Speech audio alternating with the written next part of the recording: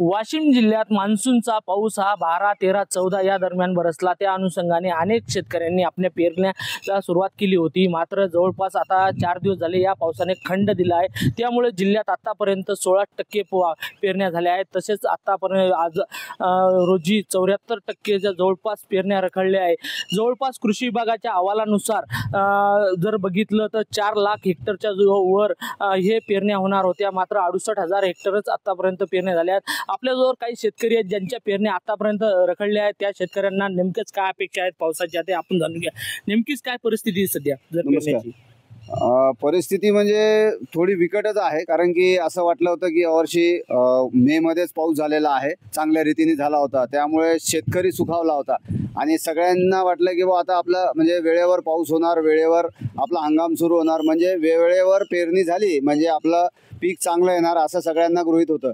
पण ते झालं उलटच। पाऊस आला, शेतकऱ्यांचे कामं वगैरे सगळे आज रेडी आहेत। काही शेतकऱ्यांनी 12-13च्या पावसावरती पेरण्या सुद्धा केल्या, पण आज अशी परिस्थिती आहे की ते पाऊस नसल्यामुळे लोकांना असं वाटून आलं की म्हणजे आता हे जर्मिनेशन होते की नाही, की दुबार पेरणी करावं लागते की काय।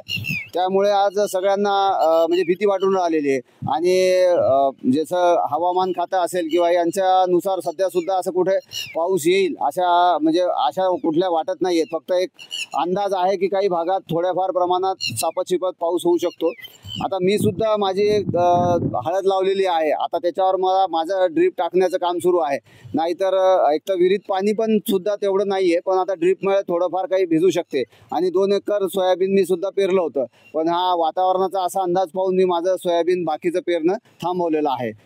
एकंदरीत परिस्थिती सध्या वाईटच आहे, कारण की जे बियाणं आहे ते खूप महागलेलं आहे। त्याच्यामुळे आता पेराव की नाही पेराव, पेरलं तर पाऊस नाही आला तर नुकसान आहे। दुबार पेरणी करणं म्हणजे शेतकऱ्याला तसंही खर्च खूप जास्त होऊन राहिलेला आहे। नक्कीच दादा, आता मला सांगा तुमच्याजवळ किती एकर जमीन आहे आणि त्याच्यापैकी तुम्ही 2 एकर जमीन सोयाबीन? माझी 20 एकर जवळपास जमीन आहे।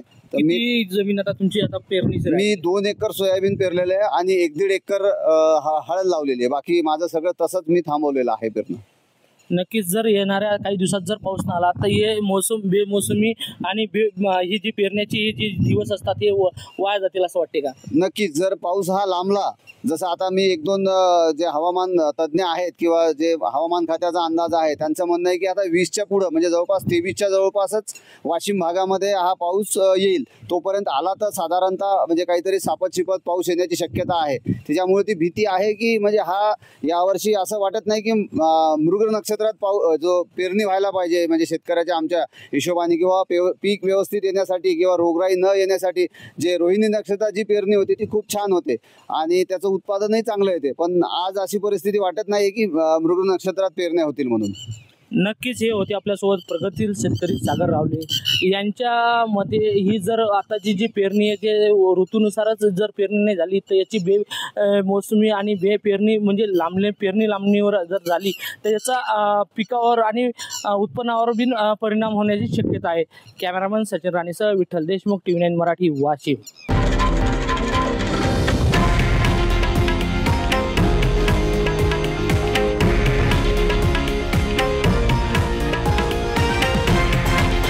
हे आहे देशातील नंबर 1 न्यूज नेटवर्क आणि आपण पाहत आहात TV9 मराठी, एकमेव।